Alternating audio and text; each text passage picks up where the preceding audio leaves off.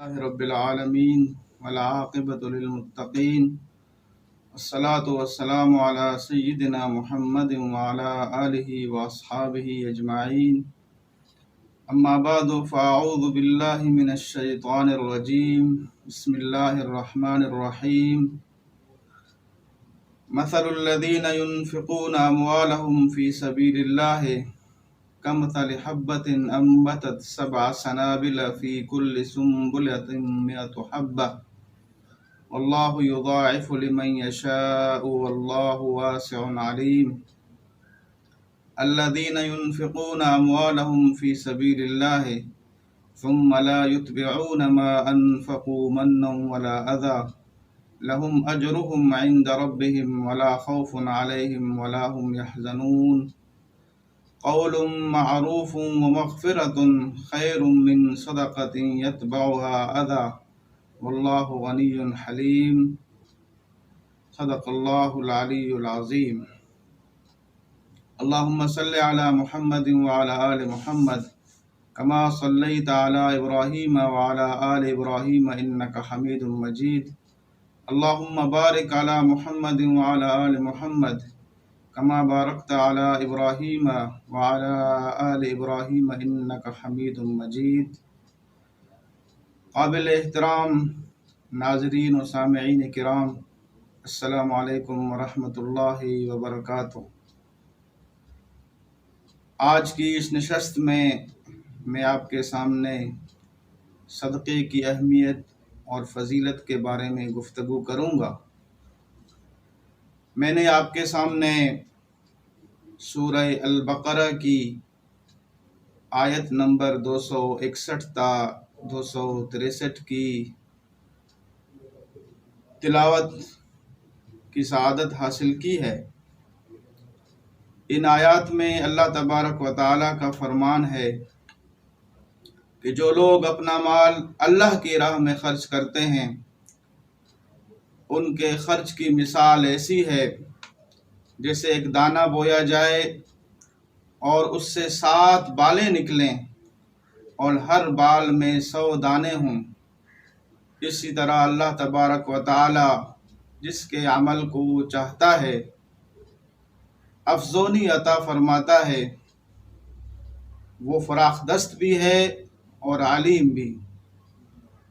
جو لوگ اپنے مال اللہ کی راہ میں خرچ کرتے ہیں اور خرچ کر کے پھر احسان نہیں جتاتے اور نہ دکھ دیتے ہیں، ان کا اجر ان کے رب کے پاس ہے اور ان کے لیے کسی رنج و غم کا کوئی موقع نہیں۔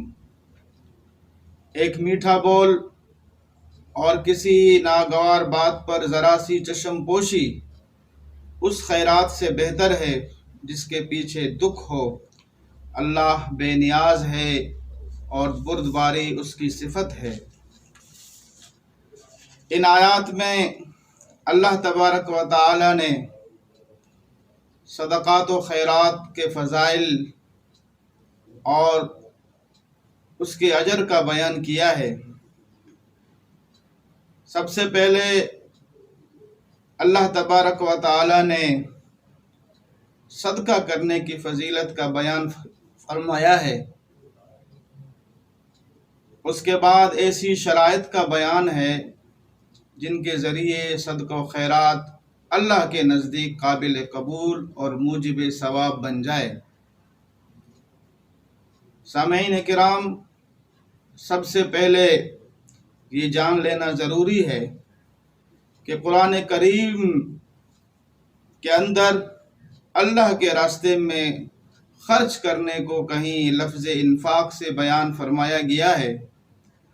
کہیں یہ لفظ اطعام اور کہیں لفظ صدقہ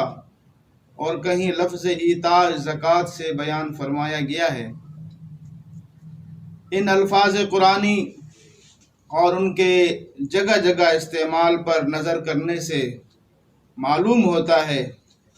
کہ لفظ انفاق، اطعام اور صدقہ عام ہے، جو ہر قسم کے صدقہ و خیرات اور رضا الہی حاصل کرنے کے لیے ہر قسم کے خرچے پر حاوی ہے، خواہ وہ فرض و واجب ہوں یا نفلی اور مستحب۔ اور زکوٰۃ سے مراد وہ مالی عبادت ہے کہ جو ہر صاحب نصاب مسلمان اپنے مال میں شریعت کی مقرر کی ہوئی مقدار ان لوگوں کے لیے نکالے جو شریعت کی نظر میں زکوٰۃ لینے کے مستحق ہیں۔ ان آیات میں عام صدقات کا بیان ہے اور ان کے احکام کا ذکر ہے۔ اللہ تبارک و تعالی نے اس آیت میں یہ ارشاد فرمایا ہے کہ جو لوگ اللہ کی راہ میں خرچ کرتے ہیں فقراء و مساکین پر، بیواؤں اور یتیموں پر، اپنے عزیزوں اور رشتہ داروں پر اللہ کی رضا کے لیے، تو اس کا اجر و ثواب ان کو 1 سے لے کر 700 تک پہنچتا ہے۔ یعنی 1 پیسہ خرچ کرے تو 700 پیسوں کا ثواب حاصل ہوتا ہے۔ شرط یہ ہے کہ جو مال اللہ کی راہ میں خرچ کرے وہ پاک اور حلال ہو،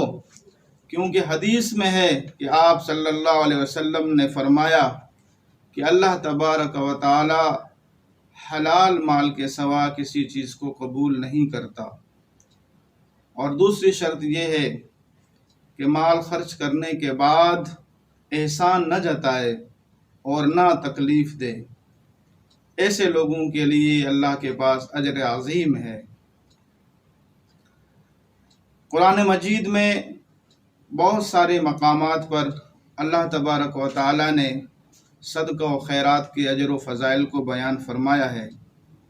سورہ بقرہ ہی میں اللہ تبارک و تعالی کا ارشاد ہے کہ یسألونک ماذا ينفقون، کہ یہ لوگ تم سے پوچھتے ہیں کہ وہ کیا خرچ کریں۔ قل العفو، آپ صلی اللہ علیہ وسلم کہہ دیجئے کہ جو مال آپ کی ضروریات سے اور آپ کے زیر کفالت افراد کی ضروریات سے بچ جائے اس کو خرچ کر دو۔ اسی طرح دوسری جگہ فرمایا کہ یسألونک ماذا ينفقون، کہ وہ آپ سے پوچھتے ہیں کہ وہ کیا خرچ کریں۔ قل ما انفقتم من خیر فللوالدین والاقربین والیتامى والمساکین وابن السبیل، آپ صلی اللہ علیہ وسلم کہہ دیجئے کہ آپ جو خرچ کریں اپنے والدین پر خرچ کریں، اپنے رشتہ داروں پر خرچ کریں، یتیموں اور مسکینوں اور مسافروں پر خرچ کریں، اور جو کچھ بھی آپ عمل کرتے ہیں اللہ پاک اس سے باخبر ہے۔ اسی طرح سورہ بقرہ ہی میں فرمایا گیا کہ یا ایھا الذین آمنوا انفقوا من طیبات ما کسبتم، اے ایمان والو جو کچھ آپ کماتے ہیں اس پاکیزہ مال میں سے اللہ کے راستے میں خرچ کریں۔ اور اسی طرح سورہ بقرہ ہی میں دوسری جگہ ارشاد فرمایا گیا کہ یا ایھا الذین آمنوا انفقوا مما رزقناکم من قبل ان یأتی یوم لا بیع فیہ ولا خلۃ ولا شفاعۃ، کہ اے ایمان والو اللہ کے راستے میں خرچ کرو اس دن سے پہلے کہ جس دن کوئی تجارت نہیں ہوگی اور نہ کوئی دوستی کام آئے گی اور نہ کسی کی سفارش کوئی کام آئے گی۔ سورہ آل عمران میں اللہ تبارک و تعالی کا ارشاد ہے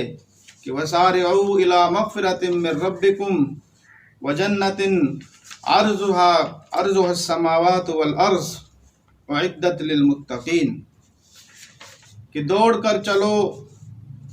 اس راستے کی طرف جو مغفرت کا راستہ ہے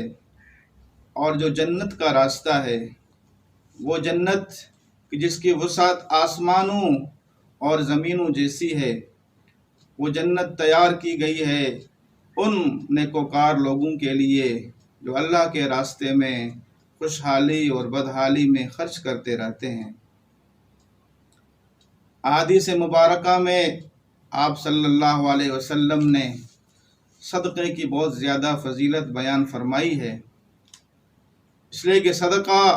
مال کا وہ حصہ کہلاتا ہے جسے کوئی شخص اپنے مال میں سے اللہ تبارک و تعالیٰ کی رضامندی اور اس کا قرب حاصل کرنے کے لیے نکالے۔ حدیث میں آتا ہے، حضرت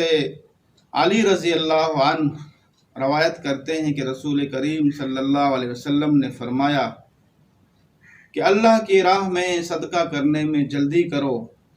یعنی موت یا بیماری سے پہلے صدقہ دو، کیونکہ صدقہ دینے سے بلا نہیں بڑھتی، یعنی اللہ کی راہ میں صدقہ دینے سے بلائیں ٹل جاتی ہیں۔ حضرت ابو ہریرہ رضی اللہ تعالی عنہ روایت کرتے ہیں کہ نبی مہربان صلی اللہ علیہ وسلم نے فرمایا کہ صدقہ دینا مال میں کمی نہیں کرتا، اور جو شخص کسی کی خطا معاف کرتا ہے تو اللہ اس کی عزت میں اضافہ کرتا ہے، نیز جو شخص اللہ کے لیے تواضع اور عاجزی اختیار کرتا ہے تو اللہ تبارک و تعالی اس کے مقام اور مرتبے کو بلند کر دیتا ہے۔ حضرت عبداللہ بن عمرو رضی اللہ تعالی عنہ راوی ہیں کہ رسول کریم صلی اللہ علیہ وسلم نے فرمایا کہ اللہ رب العزت کی بندگی کرو، غریبوں کو کھانا کھلاؤ، سلام کو پھیلاؤ، جنت میں سلامتی کے ساتھ داخل ہو جاؤ گے۔ حضرت انس رضی اللہ عنہ روایت کرتے ہیں کہ رسول کریم صلی اللہ علیہ وسلم نے فرمایا کہ صدقہ کرنا اللہ کے غضب کو ٹھنڈا کرتا ہے اور بری موت سے بچاتا ہے۔ اسی طرح حضرت مرثد بن عبداللہ کہتے ہیں کہ حضرت صلی اللہ علیہ وسلم کے بعض صحابہ نے مجھ سے یہ حدیث بیان کیا کہ انہوں نے آپ صلی اللہ علیہ وسلم کو یہ فرماتے ہوئے سنا کہ قیامت کے دن مومن کا سایہ اس کا صدقہ ہوگا۔ یہ وہ احادیث ہیں کہ جن کے اندر اللہ کے رسول صلی اللہ علیہ وسلم نے صدقہ کی اہمیت، اس کی فضیلت اور اس کا اجر و ثواب کا بیان فرمایا ہے۔ سامعین کرام، جیسے ظاہری طور پر اللہ کی راہ میں مال خرچ کرنے کو صدقہ کہتے ہیں، جس کی وجہ سے اللہ کا قرب حاصل ہوتا ہے، اسی طرح کچھ کلمات اور کچھ اعمال ایسے ہیں کہ جن کو معنوی طور پر صدقے سے تعبیر کیا جاتا ہے، ان کی وجہ سے بھی اللہ تبارک و تعالی وہ ثواب عطا فرماتا ہے جو صدقے کے طور پر مال دینے والوں کو ملتا ہے۔ جیسا کہ حدیث میں ہے، حضرت ابو ہریرہ رضی اللہ عنہ روایت کرتے ہیں کہ رسول کریم صلی اللہ علیہ وسلم نے فرمایا کہ انسان کے بدن میں جو مفاصل یعنی جوڑ ہیں، ان کی طرف سے ہر روز صدقہ دینا لازم ہے، اور ہر انسان کے 360 مفاصل یعنی جوڑ ہیں جن کے ساتھ انسان کو پیدا کیا گیا ہے۔ پھر آپ صلی اللہ علیہ وسلم نے ان صدقے کی صورتوں کو بیان فرمایا کہ جن اعمال کو اگر وہ کر دے تو اس کی طرف سے صدقہ ادا ہو جاتا ہے۔ آپ نے فرمایا کہ 2 آدمیوں کے درمیان عدل کرنا، انصاف کرنا صدقہ ہے۔ کسی انسان کو اس کی سواری پر سوار کرا دینا صدقہ ہے، اور کسی انسان کا مال و اسباب اس کی سواری پہ رکھوا دینا بھی صدقہ ہے، اور اچھی بات کہنا صدقہ ہے، اور جو قدم نماز کے لیے بڑھایا جائے وہ بھی صدقہ ہے، راستے سے تکلیف دہ چیز کو ہٹانا بھی صدقہ ہے۔ نیز دوسری حدیث میں آپ صلی اللہ علیہ وسلم نے بیان فرمایا کہ سبحان اللہ کہنا صدقہ ہے، الحمدللہ کہنا صدقہ ہے، اللہ اکبر کہنا صدقہ ہے، لا الہ الا اللہ کہنا صدقہ ہے، نیکی کا حکم کرنا صدقہ ہے، برائی سے روکنا صدقہ ہے، اور کسی بھوکے کو کھانا کھلانا صدقہ ہے، کسی پیاسے کو پانی پلانا صدقہ ہے، اور کنواں کھدوانا صدقہ ہے، درخت اگانا صدقہ ہے۔ کہ آپ صلی اللہ علیہ وسلم نے فرمایا کہ جو شخص کوئی درخت اگاتا ہے، کہ جب تک اس سے کوئی انسان یا پرندہ یا جانور کھاتے ہیں تو یہ اس کے لیے صدقہ جاریہ ہوتا ہے۔ تو سامعین کرام، رمضان کا مبارک مہینہ ہے اور اس کا تیسرا عشرہ ہے، جس کے بارے میں آپ صلی اللہ علیہ وسلم نے فرمایا کہ رمضان کا آخری عشرہ جہنم سے نجات کا عشرہ ہے، اور آپ کا یہ بھی فرمان ہے کہ اتقوا النار ولو بشق تمرہ، کہ جہنم کے آگ سے بچو چاہے کھجور کا ایک ٹکڑا صدقہ کر کے۔ اور آپ کا یہ بھی فرمان ہے کہ رمضان کا مہینہ شہر المواسات، غم خواری کا مہینہ ہے، اور آپ صلی اللہ علیہ وسلم خود بھی بہت سخی اور فیاض تھے، لیکن جب رمضان کا مہینہ آتا تھا اور جبرائیل امین سے آپ کی ملاقات ہوتی تھی تو آپ کی سخاوت اور فیاضی اس تیز ہوا سے بھی بڑھ جاتی تھی کہ آپ بہت زیادہ رمضان کے اندر صدقہ و خیرات کرتے تھے اور ہر سائل کے سوال کو پورا کرتے تھے۔ اس لیے ہمارے لیے موقع ہے کہ ہم اس ماہ مبارک میں غریبوں اور محتاجوں کی غمخواری کریں اور ان کی مدد کریں۔ اس وقت جو عالمی حالات ہیں، کورونا وائرس کی وبا میں پوری انسانیت مبتلا ہے، اور ہمارے ملک پاکستان میں لاک ڈاؤن کی وجہ سے لوگ جو ہے بدحالی کا اور مصیبت کا شکار ہیں، خصوصاً مزدور اور دہاڑی دار طبقے والے حضرات